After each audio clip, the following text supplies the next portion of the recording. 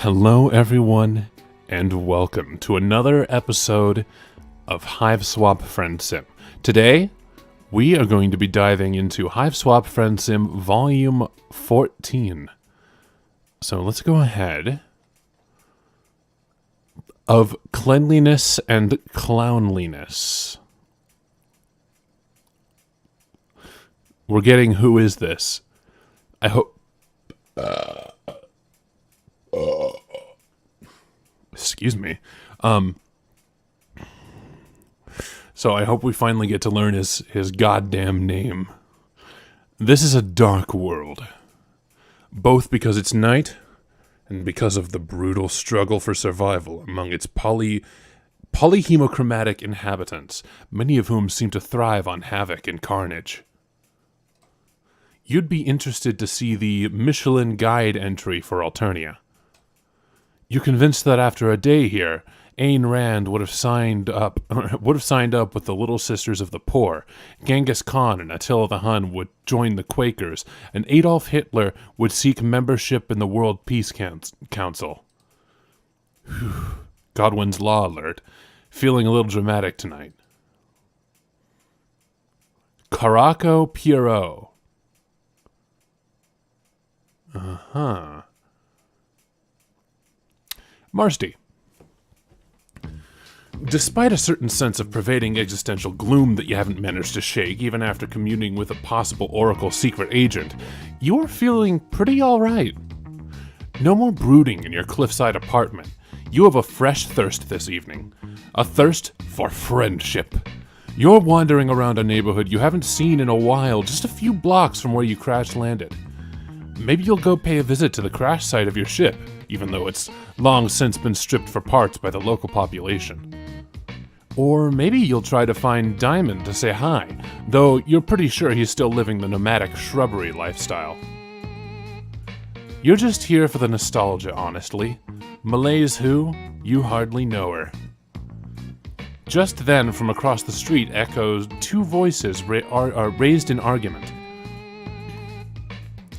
Well, one is soft and murmuring, and the other is loud and honking.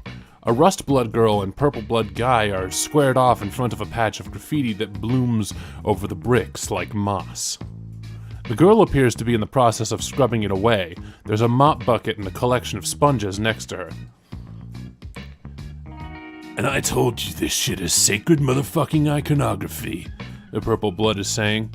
So fuck the hell off, little red dumpling.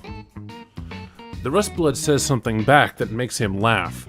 The sacred iconography appears to be a collection of swear words and a couple colorful renderings of certain sections of troll anatomy you have not yet had the chance to explore. Oh. Is that what we're seeing here? Oh God.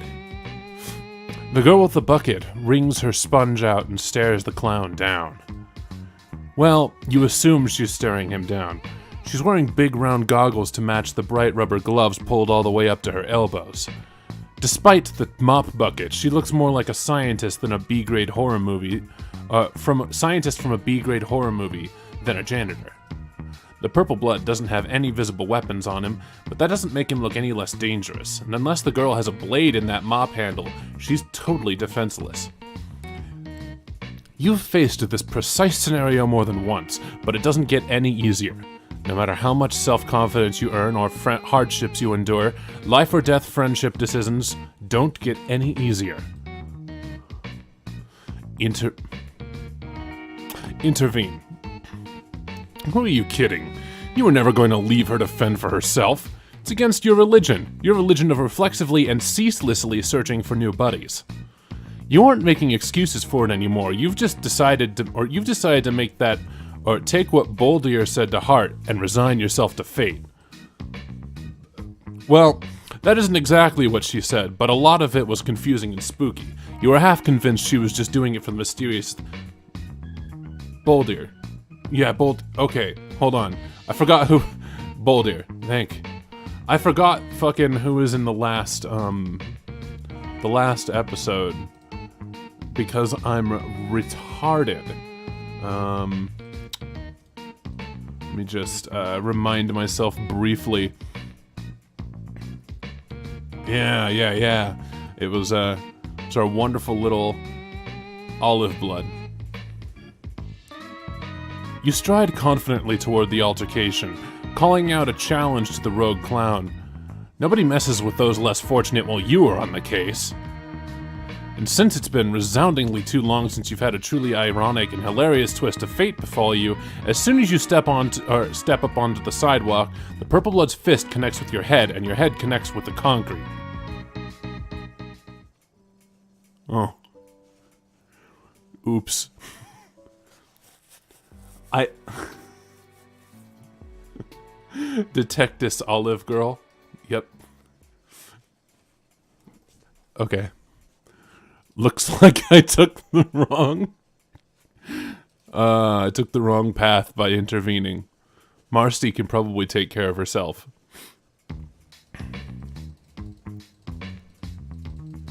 Mind your own business for once in your life. Listen, you aren't the goddamn alien special forces. You aren't the friendship police. You can't afford to insert yourself into the middle of every single altercation in hopes that the drunken gamble of destiny will offer you up new and greater connections onto your sore, tired ass. You aren't made of goodwill alone. Everyone needs breaks, man. You march casually by, hands behind your back. If you knew how to whistle, you would. Nothing to see here, folks. Feet smack the ground behind you, and the girl runs by, surprisingly spry in the rubber boots, not spry enough apparently, because the high blood is hot on her heels. Nope, not helping, definitely not. Don't get involved, don't get involved, you already made your choice, you are not getting involved. At the last moment, you stick out one of your famous legs and the clown goes flying. He hits the pavement hard, nose first. Son of a bitch. There you went and got involved. The high blood might be kissing concrete, but he won't be for very long. It's tough to kill a clown. You take this opportunity to get the fuck out. Damn, you don't know anybody around here. But maybe you can run back to your stolen vehicle before... Hands grab you by the back of the hoodie, hauling you around the corner and into the shadows of an alleyway. Shit, the clown must have friends, and those friends must have circled around behind you. You open your mouth to scream, not because you think it's going to help you, but just because you might as well.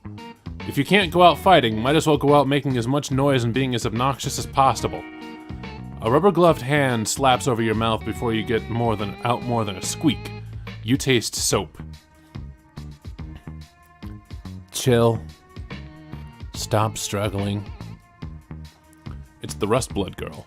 She's taken the time you'd bought her and cashed it in to take refuge in the alleyway. The two of you hold still as the purple blood storms by, stomping and cursing and bleeding from a gash across his forehead. Ha! You did that! Your leg did that! You will never get over the rush you received from doing something cool and competent. Marsti holds on to you until the sound of his footsteps fade. You feel her heartbeat hammering against your back. She lets you go and slides away to the other side of the alley, as if an apology for being so close to you before. Her boots squeak. You take a few steps nearer so you don't have to shout just to be heard. You thank her for helping. You're both just all about helping, apparently. You decide not to mention the part where you tried very hard to not get involved. Yeah. You didn't have to do that. Actually, you shouldn't have. I'm perfectly capable of tripping my own clowns. You tell her you have no doubt that's true. Even if she doesn't have a sword or mop handle, she seems to have a good pair of legs. Mentioning her mop appears to remind her that she left all her cleaning equipment out on the street. She takes a furtive glance back down the way the guy had gone, then heads back toward the graffiti. You scamper to keep up. You shouldn't be out alone in a place like this. Not that I can really summon much gumption to care beyond this one walk down the street. But did you come here to die? Because that's what's going to happen if you keep this shit up. What's your deal? You don't know about your deal.